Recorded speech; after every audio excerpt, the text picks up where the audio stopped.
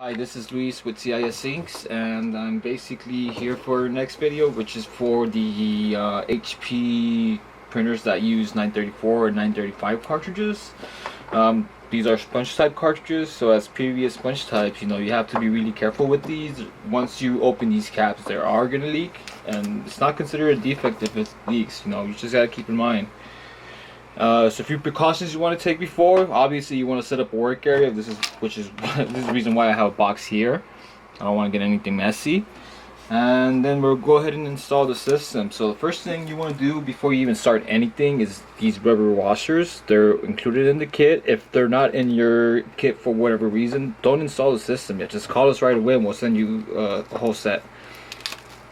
Alright. So when it comes to these washers here, basically you have to put them in where like the skinnier side is facing you. So it would have to go in this way on the print head. And you see the location as to where it should go. You're going to see there's black rubber washers already in there from the factory. You don't have to remove those, just leave them on there. And just go ahead and install these washers over those.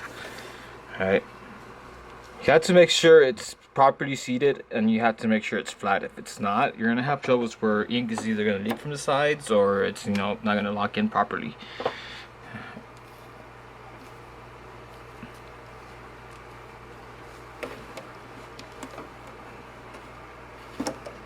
Alright, just go ahead and put them in there. Like I said, you gotta make sure they're flat. If they're not flat, you're gonna have a lot of issues.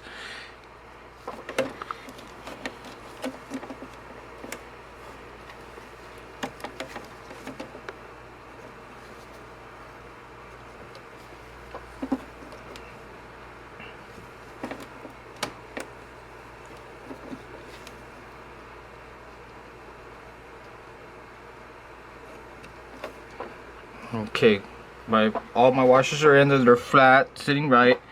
Doesn't seem like they're off in any kind of way, so we should be good there.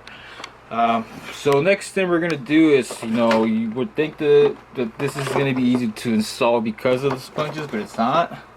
So basically, you have to make sure your tanks are not open. If you have your tanks open and you open the pedestals, you're gonna see a lot more ink leaking out.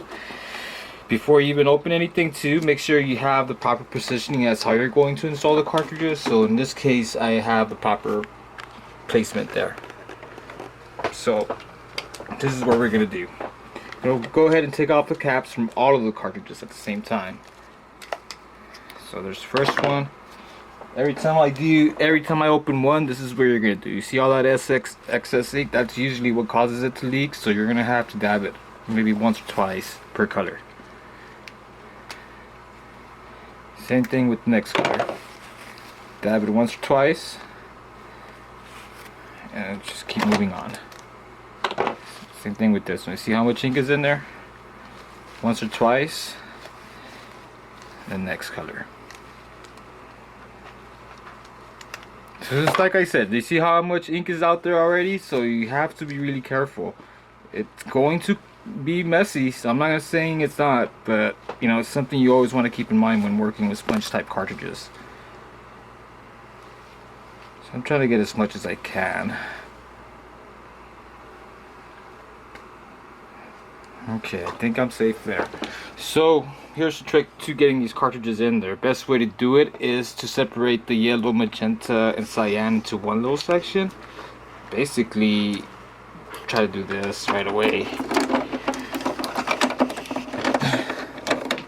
The reason why you want to do this as fast as you can is you're gonna just ink basically leaking inside of the printer as we speak right now.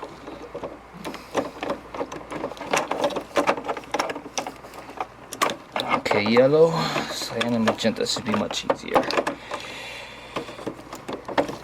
Just go ahead and lock the cartridges in there. It's a little difficult to get at first, but I'm able to get it in there. Just make sure they're flat. They're gonna lock in properly.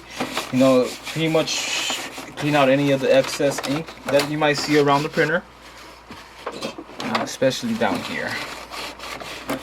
Okay. Next step is basically the air filter. So just make sure you have the tanks here. As I told you before, make sure they're plugged in. The reason why you wanted to do that is so the sponge, pretty much ink doesn't release from the sponge. So now that the cartridges are in there, you're able to open them. So go ahead and open the smaller plug out of the two. And you'll install your air filters going in fat side. So that'll be the first one. Second, third, and last. Alright, next step would be mounting the, pretty much the hose holder here. It's gonna have a half adhesive side and non-adhesive side. Doesn't really matter how you're gonna stick it in there. You basically want the center clip to be right at the center of the printer itself. So I'm approximating maybe about there. So the best way for you as a marker, you see next to magenta there's like a little ledge right here. You can pretty much align that with the sticky side on the back, and it'll be right at the middle. So that's what we're gonna do now.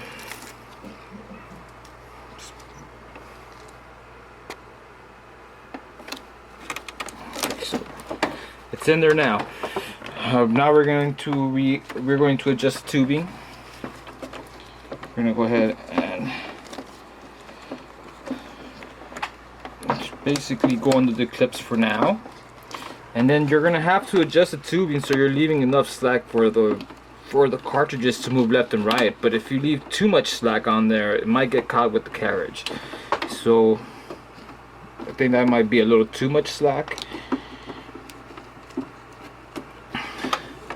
Like I said, only enough for it to move left and right. As you can see there, it's not going to get caught with anything, so it should be just fine once we get it running.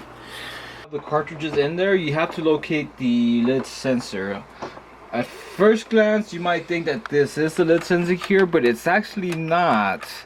It's a small button on there, analog button on there. The actual sensor is located where you see this here, right? Can you go a little closer? So you see this protruding from the top part of the lid itself. Then the actual sensor is located in here. What I did in order for me to jam the sensor, I basically just grabbed a piece of paper skinny enough for it to fit in there, and I'm just gonna stick it in there. Just as far in as I can.